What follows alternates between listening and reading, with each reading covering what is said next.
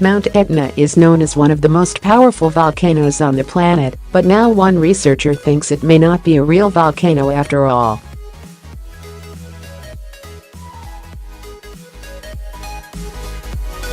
Despite the tons of molten rock it spews across the island of Sicily, Etna also produces around 7 million tons of steam, carbon dioxide and sulfur dioxide every year.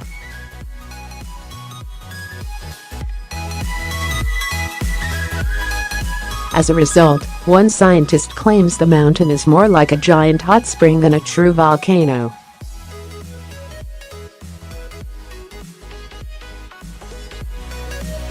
Etna, at 3,330 meters (10,926 feet), is the highest volcano in mainland Europe. The volcano is one of the most active in the world.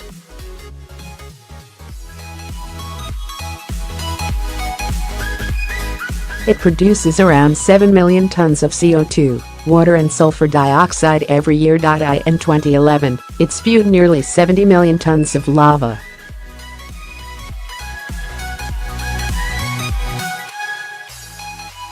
The last time Etna posed a serious threat to villages on its slopes was in 1992, when lava streams headed towards Zafferana, a town of 7,000 people.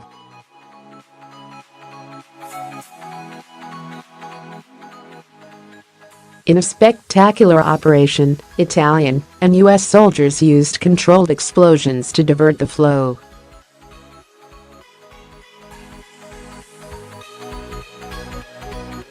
Professor Carmelo Ferlito, from the University of Catania in Sicily, studied the volcano and how it is fueled, according to a report in the news Scientist.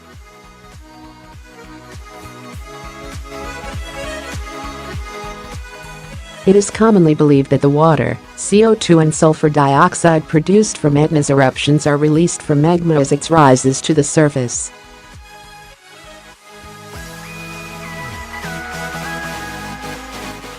Professor Ferlito says that for this to be true, Etna would need to erupt 10 times more lava than it currently does.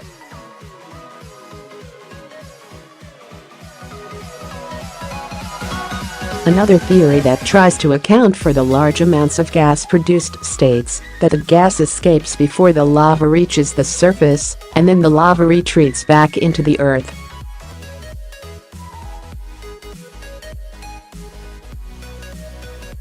This constant flux caused by the magma produces a breathing effect as the crust rises and falls with the movement of the lava.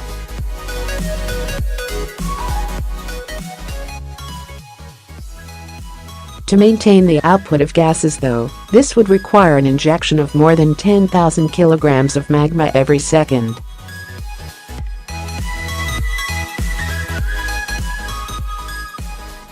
This would inflate the volcano like a children's balloon, Professor Ferlito says.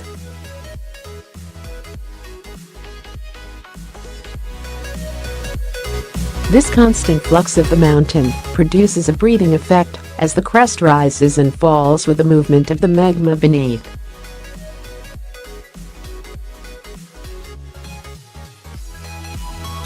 This animation was captured by NASA and shows the movement of the Earth around the volcano. Professor Ferlito's research focuses around the idea that the amount of different materials found is not explained by current theories.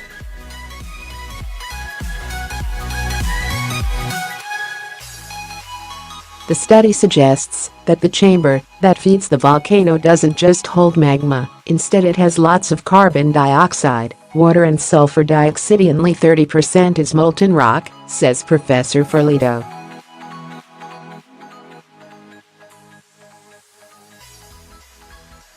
Such a system is closer to a hot spring than to a volcano. The source of the water to feed the eruptions could come from the water-rich pockets inside the Earth, according to Professor Ferlito.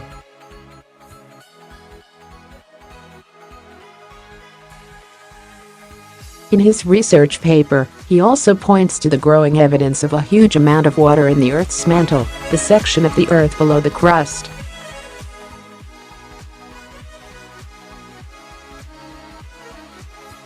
Research published last year says that there is as much water here as in all of the Earth's oceans combined.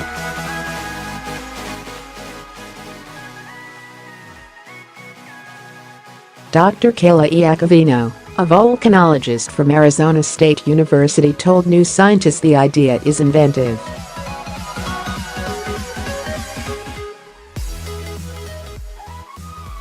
Dr. Iacovino proposed an alternative theory in 2015 that suggests that gas comes from deep within the Earth as magma churns around producing gas.